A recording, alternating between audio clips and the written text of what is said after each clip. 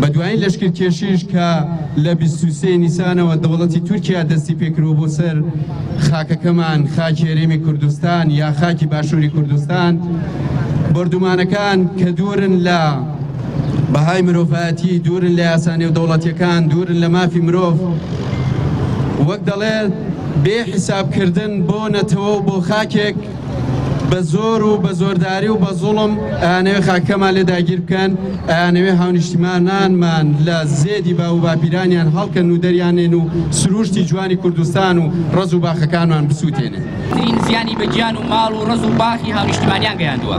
لەگەڵ ئەمانەشدا چەندین جۆرە چەکی کۆمەڵکوژ و خەدەغەکراوی لەسەر ڕۆڵەکانی کورد و سروشتی کوردستان تاقی کردوێتەوە.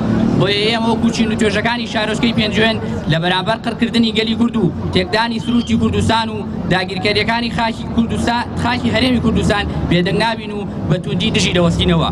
نیگەرانین و ڕەخنە دەگرین لە بێدەنگی و بێهەڵوێسی هەریەکە لە حکوومەتی عێراق و حکوومەتی هەرێم لە ئاس ئەو سنوور بەزاندن و دەستدرێژیانەی دەوڵەتی تورکیا بۆ سەر خاک و ماڵ و حاڵی هاونیشتیمانەکانمان.